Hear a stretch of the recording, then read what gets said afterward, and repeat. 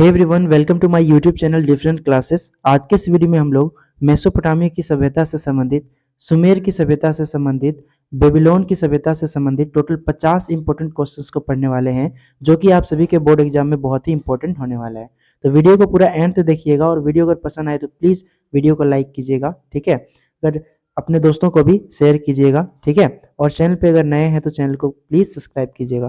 तो चलिए बिना लेट के वीडियो को स्टार्ट करते हैं। यहाँ पर जितने भी क्वेश्चंस आप सभी को बताया जाएगा वो सभी इंपॉर्टेंट है, और मेसोपोटामिया की सभ्यता से जितने भी टॉपिक्स इसमें कवर किए गए हैं, ठीक है। मेसोपोटामिया की सभ्यता से जितने भी इंपॉर्टेंट क्वेश्चंस बने हैं वो इस वीडियो के माध्यम से आप सभी तक पहुँचाने की कोशिश किया गया है।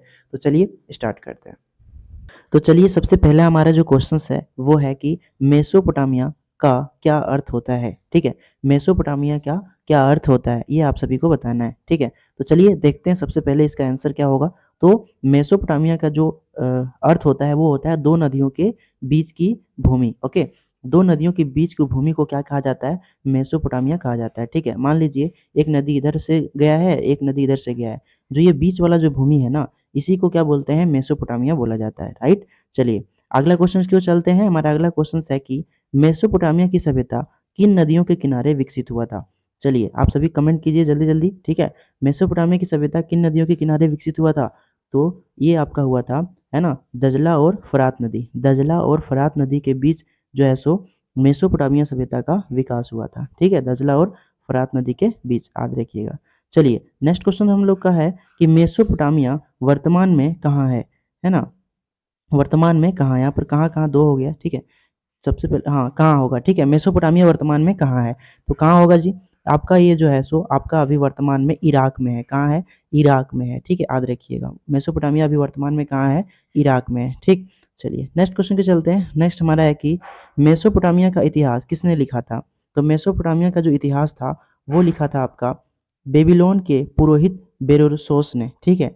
ये जो है सो मेसोपोटामिया की सभ्यता का बारे में लिखा था, ठीक है, इतिहास के बारे में लिखा था, ठीक। नेक्स्ट क्वेश्चन के चलते हैं। नेक्स्ट हमारा है कि मेसोपोटामिया के निवासियों का मुख्य व्यवसाय क्या था? क्या करते थे, है ना। मेसोपोटामिया के जो निवासी थे वो आखिर उनका व्यवसाय क्या था, उसका बिजनेस क्या था, ठीक है। तो हम सभी को पता है दोस्तों कि मेसोपोटामिया का जो निवासी थे उनका जो व्यवसाय था वो था कृषि, ठीक है। कृषि से ही उसका मेन व्यवसाय था, उसी से उन लोगों का जो है सो जीवन यापन चलता था, ठीक है। चलिए नेक्स्ट क्वेश्चन पे चलते हैं कि मेसोपोटामिया की अर्थव्यवस्था मुख्यतः किस पर निर्भर करती थी। तो जो पूरी मेसोपोटामिया था उनकी जो व्यवस्था अर्थव्यवस्था थी वो किस पे डिपेंड करती है? जब उसका व्यवसाय कृषि था, है ना, तो इसका राइट आंसर भी वही होगा ना, कृषि और व्यापार पर। कृषि और व्यापार पर जो है वो आपका मेसोपोटामिया का अर्थव्यवस्था डिपेंड था, ठीक है। तो इसका राइट आंसर आपका यही हो जाएगा, ठीक है, कृषि और व्यवसाय पर, ठीक। नेक्स्ट क्वेश्चन के चलते हैं कि मेसोपोटामिया के निवासी किसके कपड़े पहनते थे। मेसोपोटामिया के जो निवासी थे वो किसके कपड़े पहना करते थे, वो आप सभी को बताना है, ठीक है। तो किसके कपड़े पहनते थे जी? वो पहनते थे, आप सभी को पता है कि भेड़ की खाल के, ठीक है। भेड़ की जो खाल होता है, चमड़ा, है ना, उसी का जो है वो लोग जो है सो कपड़ा पहनते थे, राइट। चलिए नेक्स्ट क्वेश्चन के चलते हैं। नेक्स्ट हमारा है कि सभी प्राचीन सभ्यताओं में कहाँ की खेती अधिक उपज देने वाली थी, है ना। जितने भी प्राचीन सभ्यता है उनमें से कौन सी सभ्यता में सबसे अधिक खेती उपज देने वाली थी, है ना। तो आपका हो जाएगा देश दक्षिणी मेसोपोटामिया में, ठीक है। दक्षिण मेसोपोटामिया में जो है वो आपका, है ना, अधिक खेती यानी कि अधिक उपज देने वाली थी, ठीक है। अधिक जो है सो खेती होता था। नेक्स्ट क्वेश्चन पे चलते हैं। नेक्स्ट हमारा 9वां क्वेश्चन है कि मेसोपोटामिया के लोग अपने देवता को क्या अर्पित करते थे? मतलब कि जो भी इसको गॉड थे, है ना, उनको जो है सब वो लोग क्या अर्पित करते थे, क्या देते थे? तो क्या हो जाएगा? इसका राइट आंसर हो जाएगा दोस्तों, ये आपका हो जाएगा अन्न, यानी कि अनाज। अनाज वो लोग जो है सो अपने देवता को, अपने गॉड को देते थे, ठीक है, याद रखिएगा, अनाज, ठीक। चलिए नेक्स्ट क्वेश्चन पे चलते हैं कि आपसी लेन-देन की अस्थायी हिसाब किस आधार पर रखा जाता है, ठीक है। हम लोग दुकान जाते हैं तो मान लीजिए अगर उधार लेते हैं ना, तो हम लोग लिखवा लेते हैं ना कि हाँ, आप जो है सो लिख लीजिए, जो है मेरा पापा पैसा देगा, है ना, मेरा मम्मी पैसा देगा। तो हम लोग सभी को पता है ना कि वो जो है सो कॉपी में लिख लेता है कि हाँ, ये जो है सो डेयरी मिल्क चॉकलेट लेके गया है, ठीक है। इसको जो है सो हम लिख लेते हैं डायरी में, हम जो है सो बाद में इसको जो है सो इसके पापा से पैसा ले लेंगे, ठीक है।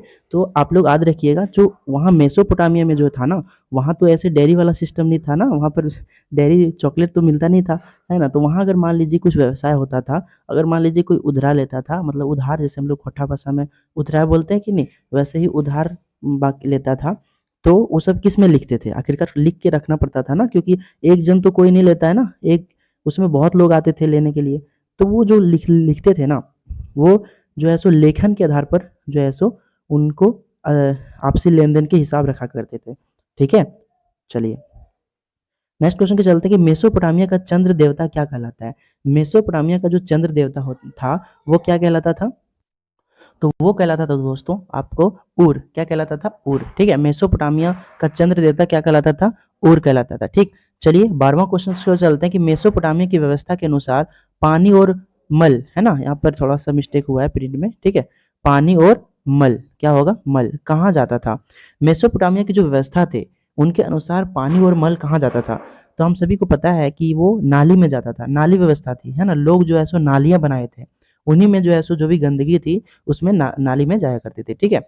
चलिए नेक्स्ट क्वेश्चन पे चलते हैं कि उर नगर में शव का संस्कार किस प्रकार किया जाता था? जो भी मृत व्यक्ति होते थे, जिसका मृत्यु हो जाता था, उनका जो है सो संस्कार कैसे किया जाता था? हर धर्म में अलग-अलग जो है सो रीति-रिवाज है ना? शवों को लेकर, है ना? तो वहाँ के जो शव थे, है ना? यानी कि मेसोपोटामिया में, उर नगर में, तो शव का संस्कार किस प्रकार किया जाता था? तो वो जो है ना, वो शव को भूमि के नीचे दफनाया जाता था, ठीक है? जो मृत व्यक्ति होते थे, उनकी जो शव है, यानी कि उसका पार्थिव शरीर, उसको जो है मिट्टी में दफनाया जाता था, ठीक है? थोड़ा-सा बैकग्राउंड में आपको जो है थोड़ा आवाज़ जा सकता है, ठीक है? तो थोड़ा-सा मैनेज कीजिएगा दोस्तों, ठीक है? क्योंकि बगल में थोड़ा-सा काम चल रहा है, इसके लिए। चलिए, नेक्स्ट क्वेश्चन की चलते हैं कि मेसोपोटामिया के लोगों ने 1 महीने को कितने सप्ताह में बाँटा हुआ था? मतलब कि मेसोपोटामिया के जो लोग थे, उन्होंने 1 महीना, है ना? अभी होता है ना 30 या 31 दिन का, या फिर 28 दिन का फरवरी, तो उन्होंने जो है सो 1 महीने को कितने सप्ताह में बाँटा हुआ था, वो आपको बताना है, ठीक है? तो वो जो है 4 सप्ताह में बाँटा हुआ था, ठीक है? 1 महीना को मेसोपोटामिया के जो लोग थे, उनको 4 सप्ताह में बाँटा हुआ था, ठीक है? चलिए, नेक्स्ट क्वेश्चन की चलते हैं कि असुर बनिपाल का पुस्तकालय किस देवता के मंदिर में केंद्रित था? असुर बनिपाल का पुस्तकालय किस देवता के मंदिर में केंद्रित था? तो वो आपका हो जाएगा नाबू देवता के मंदिर में। क्या हो जाएगा? नाबू देवता के मंदिर में, ठीक है? चलिए नेक्स्ट क्वेश्चन की चलते हैं कि असुर बनिपाल की पुस्तकालय में मूल कितने, यहाँ पर थोड़ा-सा प्रिंट मिस्टेक हुआ दोस्तों, है ना? इसके लिए मैं आप सभी को क्षमा चाहता हूँ, ठीक है? यहाँ जो होगा वो मैं आप सभी को बताता हूँ कि क्या होगा कि असुर बनिपाल की पुस्तकालय में, है ना, मूल ग्रंथों की संख्या कितनी थी? ठीक है, इसको आप लोग ध्यान में दीजिए, ठीक है? मैं जो आपको बता रहा हूँ वो आपको सुनना है। असुर बनिपाल के पुस्तकालय में मूल ग्रंथ, है ना, उस पुस्तकालय में कितने ग्रंथों की संख्या जो थी वो कितनी थी? ठीक है? तो वो जो था वो था 1000। कितना था? 1000, ठीक है? चलिए नेक्स्ट क्वेश्चन पे चलते हैं कि बेबीलोन का अंतिम शासक कौन था? बेबीलोन का जो अंतिम शासक था वो कौन था? तो वो था आपका दोस्तों नेबोनिडस। क्या था? नेबोनिडस। ओके, ये आपका उसका अंतिम शासक था, किसका? बेबीलोन का। ओके, नेक्स्ट क्वेश्चन पे चलते हैं कि मेसोपोटामिया की लक्षण लिपि का प्रत्येक चिन्ह किसको व्यक्त करता है? मेसोपोटामिया की लक्षण लिपि का प्रत्येक चिन्ह किसको व्यक्त करता है? तो वो कहता है अक्षर को, ठीक है? जो भी चित्र उकेरा गया है उससे क्या अंकित करता है? अक्षर को अंकित करता है, ठीक है? चलिए नेक्स्ट क्वेश्चन के चलते कि जीव, एक सेकंड, यहाँ भी थोड़ा-सा मिसप्रिंट है दोस्तों, उसके लिए फिर से मैं आप सभी से क्षमा चाहता हूँ, ठीक है? यहाँ पर जीवराज हो गया है, जिगुरात होगा, क्या होगा? जिगुरात। मैं आप सभी को बता रहा हूँ, आप लोग सुनिएगा, जिगुरात क्या होते हैं, ठीक है? जिगुरात, जिगुरात जो होते हैं वो क्या होते हैं? मैंने आप सभी को बताया था बहुत बार, ठीक है? जिगुरात, जिगुरात जो होता है वो क्या होते हैं? तो जिगुरात जो होता है वो होता है एक सीढ़ीदार मीनार, यानी कि मंदिरों के जो ऊपर बनाए जाते थे ना, उसी के जो है सो जिगुरात के नाम से जानते थे, ठीक है? नेक्स्ट क्वेश्चन है कि मेसोपोटामिया को गर्मियों में भरपूर फल देने वाला पेड़ कौन-सा था? तो मेसोपोटामिया में जो गर्मी में जो भरपूर फल मिलता था, वो कौन-सा था? तो हम सभी को पता है कि वो था खजूर, है ना? खजूर जो है मेसोपोटामिया में गर्मी के दिन में बहुत ज़्यादा ही फल देता था। चलिए नेक्स्ट क्वेश्चन की बात करते हैं कि मेसोपोटामिया के लोगों के हथियार किसके बने थे? वो जो हथियार भी थे ना मेसोपोटामिया में, बहुत तरक्की था, बहुत ही तरक्की वाला व्यवस्था था वहाँ पर। तो मेसोपोटामिया के लोगों के हथियार किसके बने थे? तो वो बने थे काँसे के। किससे बने थे? काँसे के, ठीक है? नेक्स्ट क्वेश्चन चलते कि मेसोपोटामिया की सबसे पुरानी ज्ञात भाषा कौन सी थी? तो वो थी आपका सुमेरियन भाषा, ठीक है। मेसोपोटामिया की सबसे पुरानी और ज्ञात भाषा कौन सी थी? सुमेरियन भाषा। याद रखिएगा, मैं एक बार फिर से बोल रहा हूँ, मेसोपोटामिया की सबसे पुरानी ज्ञात भाषा कौन सी थी? ठीक है, मेसोपोटामिया की, है ना, मेसोपोटामिया की सबसे पुरानी ज्ञात भाषा कौन सी थी? तो याद रखिएगा सुमेरियन, ठीक है। याद रखिएगा, एग्जाम में पूछा जाता है। चलिए नेक्स्ट क्वेश्चन की बात करते हैं। 23वां कि मेसोपोटामिया के कौन से शहर को केवल शहर का कहकर पुकारा जाता था? ठीक है, जो है सो मेसोपोटामिया के कौन से शहर को सिर्फ शहर कहकर जो है वो पुकारा जाता था?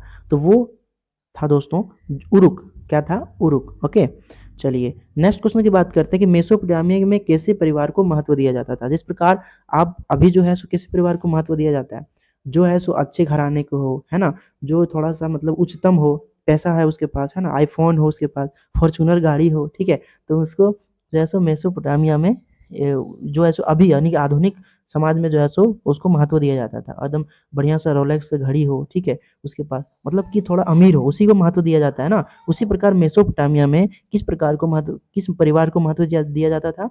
वो दिया जाता था एकल परिवार को, याद रखिएगा, ठीक है, एकल परिवार को। चलिए नेक्स्ट क्वेश्चन के चलते हैं कि एक व्यवस्थित लेखन पद्धति का विकास सबसे पहले कहाँ के निवासियों ने किया था? एक व्यवस्थित लेखन पद्धति का विकास सबसे पहले कहाँ के निवासियों ने किया था? तो वो किया था मेसोपोटामिया यानी कि सुमेर के निवासियों ने, ठीक है, याद रखिएगा आप लोग। चलिए नेक्स्ट क्वेश्चन की बात करते हैं कि मेसोपोटामिया सभ्यता का विकास सबसे ज़्यादा कहाँ हुआ था? मतलब कि मेसोपोटामिया की जो सभ्यता थी, उन वो जो है सबसे डेवलप कहाँ हुआ था, सबसे ज़्यादा विकास विकसित कहाँ था? तो वो था आपका सुमेर में, ठीक है, सुमेरियन सभ्यता आप सभी पढ़े हैं, सुमेर में, ठीक है। नेक्स्ट क्वेश्चन हम लोग देखते हैं दोस्तों कि शीशे का प्रयोग सर्वप्रथम कहाँ हुआ था? ठीक है, तो मेसोपोटामिया में हुआ था, ठीक है, याद रखिएगा, हम लोग मेसोपोटामिया से ही रिलेटेड ये जो है सो पढ़ रहे हैं, इसलिए याद रखिएगा कि शीशे का प्रयोग जो हुआ था वो सर्वप्रथम कहाँ हुआ था? मेसोपोटामिया में, ठीक है। तो इसका आंसर क्या हो जाएगा जी? मेसोपोटामिया। ओके, चलिए नेक्स्ट क्वेश्चन के देखते हैं।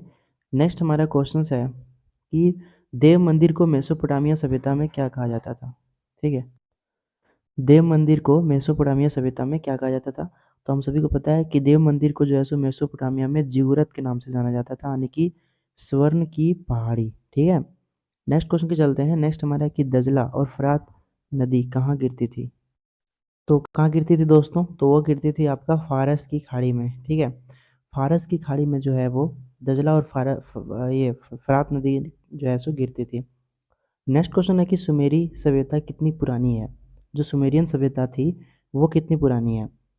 तो कितनी पुरानी है दोस्तों? तो वो है ईसा से 3500 वर्ष पूर्व जो है सो वो सुमेरियन सभ्यता पुरानी है, ठीक है। नेक्स्ट क्वेश्चन से चलते हैं। नेक्स्ट है कि विश्व में सर्वप्रथम विधि संहिता बनाने वाले शासक कौन थे? यहाँ पर सशक्त है ना, शासक होगा, ठीक है। जो विश्व में सर्वप्रथम विधि संहिता बनाने वाले जो शासक थे, उनका नाम क्या है? वो आप सभी को बताना है, ठीक है। तो वो है आपका हम्मुराबी, ठीक है। हम्मुराबी की विधि संहिता है ना, पढ़े होंगे आप लोग, ठीक है। तो हम्मुराबी जो है इसका विधि संहिता बनाने वाले पहले पहले मतलब प्रथम शासक थे, ठीक है। नेक्स्ट है कि हम्मुराबी कौन था? बहुत ही इंपॉर्टेंट क्वेश्चन है ना, इसको वीवीआई आप लोग कर लीजिएगा। हम्मुराबी जो है वो कौन था? तो ये जो थे वो था बेबीलोनिया साम्राज्य के छठा राजा, ठीक है। जो हम्मुराबी था ना वो था बेबीलोनिया साम्राज्य के छठा जो है वो राजा था, ठीक है। नेक्स्ट क्वेश्चन बात करते हैं दोस्तों कि हम्मुराबी द्वारा लिखित विधि संहिता कौन सी थी? मतलब कि जो हम्मुराबी का जो विधि संहिता था उसमें क्या क्या चीज़ें शामिल किया गया था? तो हम सभी को पता है कि दी कोड ऑफ हम्मुराबी, ठीक है। हम्मुराबी द्वारा लिखित विधि संहिता कौन सी थी? तो वो दी code of Hammurabi, okay. Next question बात करते हैं कि हम्मुराबी द्वारा लिखित विधि संहिता में क्या क्या सिद्धांत था? चलिए, अब इसमें पूछा है कि क्या क्या सिद्धांत जो है सो हम्मुराबी की विधि संहिता में शामिल था, ठीक है। तो हम लोग देख सकते हैं, यहाँ पर मैंने उसको अच्छे से लिख दिया है, आप पढ़ सकते हैं इसको, कि दंड को अपराध के बराबर होना चाहिए। मतलब कि जो भी दंड है उसको बराबर रखा गया था, जैसे आँख के बदले आँख निकाले जाने चाहिए, ठीक है। अगर आँख किसी को कोई फोड़ा है तो उसका आँख फोड़ दो, यही था विधि संहिता हम्मुराबी का, ठीक है। या हाथ काटने के बदले हाथ कट जाना चाहिए, यही हम्मुराबी की सिद्धांत था। मतलब कि कोई अगर हाथ काटा है किसी का तो उसका बदले में हाथ काट दो, ठीक है। यही जो है सो हम्मुराबी का विधि संहिता था, मतलब कि जैसे को तैसा, आप जैसे किसी को करोगे वैसे ही आपको रिटर्न मिलेगा, ओके। तो हम्मुराबी की विधि संहिता बहुत ही जो है सो खतरनाक वाला था। चलिए 35वां क्वेश्चन है कि सुमेर के किस प्राचीन शहर में चूने मिट्टी के बर्तन पाए गए हैं? ठीक है, तो वो पाया गया उर शहर में जो कि भारत में है। ठीक है, नेक्स्ट क्वेश्चन है कि सुमेरी सभ्यता में गीली मिट्टी की पटिया पर कील जैसे औजार से गोद कर लिखी जाने वाली को क्या कहते हैं? तो वो कहते हैं किलाक्षर लिपि। ओके, नेक्स्ट क्वेश्चन है कि बैंकिंग प्रणाली का जन्म सर्वप्रथम किस सभ्यता में हुआ था? तो बैंकिंग प्रणाली का जो जन्म हुआ था सर्वप्रथम जो है वो मेसोपोटामिया में हुआ था। ठीक है, क्योंकि हम लोग मेसोपोटामिया में सही पढ़ रहे हैं ना, तो मेसोपोटामिया में जो है सो बैंकिंग प्रणाली का जन्म हुआ था। चलिए, ये हो गया। अब हम लोग पढ़ेंगे मेसोपोटामिया में कौन कौन सी प्रसिद्ध सभ्यताएं हुई है, मतलब मेसोपोटामिया में जो है वो कौन कौन सी सभ्यता प्रसिद्ध हुई है। तो वह हम लोग सभी को पता है कि सुमेर की सभ्यता, बेबीलोन की सभ्यता, असीरिया की सभ्यता और कैल्डिया की सभ्यता, ये सारी चीज़ें मिलकर जो है सो मेसोपोटामिया सभ्यता का निर्माण हुआ था। ठीक है, चलिए नेक्स्ट क्वेश्चन है कि मेसोपोटामिया की सभ्यता की खुदाई में प्राप्त अवशेष को किस म्यूजियम में सहेज कर रखा गया, मतलब उसको अच्छे से रखा गया है। मतलब कि मेसोपोटामिया की जो खुदाई हुआ उससे जो अवशेष मिला है उसको कौन से म्यूजियम में रखा गया है, कौन से जगह पे रखा गया है? तो वो रखा गया है लुर्वे म्यूजियम में। ठीक है, ये म्यूजियम में जो है सो मेसोपोटामिया सभ्यता का जो खुदाई से जो अवशेष मिले हैं उसको रखा गया है। ठीक है, याद रखिएगा। सुमेरिया की सभ्यता की खोज कब और किसके द्वारा की गई थी? तो सुमेरिया की सभ्यता की खोज जो है वो 1850 ईस्वी में अंग्रेजी पुराविद रॉलिनसन ने किया था। ठीक है, याद रखिएगा। 1850 ईस्वी में अंग्रेजी पुराविद रोलनसिल के द्वारा ये जो है सुमेरिया सभ्यता की खोज हुई थी। ओके, नेक्स्ट क्वेश्चन है कि मेसोपोटामिया की सभ्यता में घरों का निर्माण किस तरह के ईंटों से किया जाता था? किस तरह के ईंट का प्रयोग होता था घर के निर्माण में? तो यहाँ पर देख सकते हैं लिखा है कि धूप में सूखी गई ईंटों का, है ना, सुखाई गई ईंटों का। ठीक है, धूप में सुखाई गई ईंटों का जो है लोग अपने घरों का निर्माण करने में करते थे मेसोपोटामिया में। नेक्स्ट है कि मेसोपोटामिया की सभ्यता किस दूसरी सभ्यता से पूर्णतः मेल खाती है, मतलब एक जैसा लगता है। ठीक है, मेसोपोटामिया जिस प्रकार का सभ्यता था, जिस प्रकार उसमें शासन प्रणाली थी, जिस प्रकार विधि संहिता थी, उसी प्रकार जो है सो कौन सी सभ्यता थी जिससे मेल खाती है? तो वो था आपका सिंधु घाटी सभ्यता। सिंधु घाटी सभ्यता और मेसोपोटामिया की सभ्यता जो है दोनों आपस में मेल खाती है, बराबर है। ठीक है, मेसोपोटामिया में नगरों व मंदिरों के निर्माण की क्या व्यवस्था थी? तो मंदिरों के चारों ओर नगर का निर्माण होता था, मतलब मंदिर मान लीजिए यहाँ पर है तो उसके चारों ओर जो है वो नगर का निर्माण होता था, है ना, नगर बसाए जाते थे। नेक्स्ट है कि मेसोपोटामिया में अधिकांश लोग कहाँ रहना पसंद करते थे? तो अभी तो मत पूछिए, अभी तो सब लोग एकदम 5 स्टार ही खोजता है। ठीक है, सबका घर जो है सो एकदम अच्छा होना चाहिए, सभी लोग एकदम अच्छे से सुखी जीवन व्यतीत कर सके। लेकिन मेसोपोटामिया में जो अधिकांश जो लोग रहना पसंद करते थे वो थे नगरों और कस्बों में। नगरों और कस्बों में ही रहना पसंद करेगा ना, लोग जो है सो देहात में कहाँ रहना पसंद करते हैं, सब मार्केट एरिया में रहना पसंद करते हैं, है ना। नेक्स्ट हमारा क्वेश्चन है कि मेसोपोटामिया में सभ्यता में हथियारों के रूप में किन किन वस्तुओं का प्रयोग किया गया था? ठीक है, मेसोपोटामिया जो सभ्यता थी, है ना, मेसोपोटामिया की जो सभ्यता थी हथियारों के रूप में किन किन वस्तुओं का प्रयोग कर लिया था? तो वो था कुल्हाड़ी, चाकू, याद रखिएगा। ठीक है, कुल्हाड़ी, चाकू, तलवारों एवं कवच का, ये सारी चीज़ें जो है सो मेसोपोटामिया में प्रयोग हो गया था।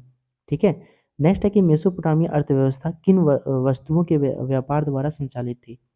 तो हम आप लोग को पहले ही बता चुके हैं कि मेसोपोटामिया की जो अर्थव्यवस्था थी वो कुल मिलाकर कृषि पे था, है ना, तो और व्यापार पे था, तो मूल्यवान पत्थरों के व्यापार द्वारा ही उसका अर्थव्यवस्था पूरा चलता था। ये आज चीज़ आप सभी याद रखिएगा। ठीक है, चलिए नेक्स्ट क्वेश्चन पे चलते हैं। नेक्स्ट हमारा है कि मेसोपोटामिया के लोग प्रमुख रूप से किस वस्तु के उत्पादन करते थे? तो मेसोपोटामिया के जो लोग थे वो प्रमुख रूप से जो है ना वो जूट के उत्पादन करते थे, जिसका उपयोग वे तेल, जाली, निर्माण एवं कपड़े के रूप में किया करते थे, याद रखिएगा। ठीक है, नेक्स्ट है कि मेसोपोटामिया में सबसे पहले किस वस्तु का निर्माण किया गया था? तो मेसोपोटामिया में जो है वो सबसे पहले पहिए का निर्माण किया गया था। ठीक है, चलिए नेक्स्ट क्वेश्चन की ओर चलते हैं। नेक्स्ट हमारा है कि मेसोपोटामिया का अभी वर्तमान नाम क्या है? ठीक है, मेसोपोटामिया का वर्तमान नाम क्या है? ठीक है, तो वर्तमान नाम उसका है पश्चिम इराक, है ना। ठीक है, मेसोपोटामिया जो है सो वर्तमान में इसका नाम है इराक। पश्चिम एशिया में फारस की खाड़ी में उत्तर स्थित वर्तमान इराक को प्राचीन समय में मेसोपोटामिया कहा जाता था, यानी कि इराक देश है वहीं आपका मेसोपोटामिया है। ठीक है, चलिए नेक्स्ट हम लोग समझते हैं कि मेसोपोटामिया की सभ्यता कितनी पुरानी है। बहुत ही इंपॉर्टेंट क्वेश्चंस है। इसको आप लोग वीवीआई कर सकते हैं, है ना, लिख सकते हैं अपने कॉपी में, ठीक है, कि मेसोपोटामिया की सभ्यता कितनी पुरानी है। तो मेसोपोटामिया की सभ्यता जो है वो 6500 से 3100 ईसा पूर्व मानी जाती है, ठीक है, इतना याद रखिएगा। इतना पूर्व जो है सो मेसोपोटामिया की सभ्यता जो है वो मानी जाती है, ठीक है। तो ये था दोस्तों क्लास 11th का जो था मेसोपोटामिया से रिलेटेड जितने भी क्वेश्चंस थे वो मैंने करवा दिया है 50 क्वेश्चंस, है ना। अगर आप कमेंट करते हैं तो मैं इसका पार्ट 2 भी ला सकता हूँ। अगर 5 जन भी इसको कमेंट करते हैं कि सर हमको अगला वीडियो चाहिए, तो मैं अगला वीडियो यानी कि पार्ट 2 भी ला दूँगा, जिसमें हम लोग और बहुत सारे क्वेश्चंस को समझेंगे, है ना, पढ़ेंगे और अच्छे तरीके से समझने की कोशिश करेंगे और एग्ज़ाम में एकदम तोड़ के रख देंगे, है ना। एकदम मतलब कि बेंच नहीं, है ना, बेंच नहीं तोड़ना है, मतलब कि क्वेश्चंस को समझना है, क्वेश्चंस को एकदम अच्छे से एकदम टिक करके आना है, ठीक है।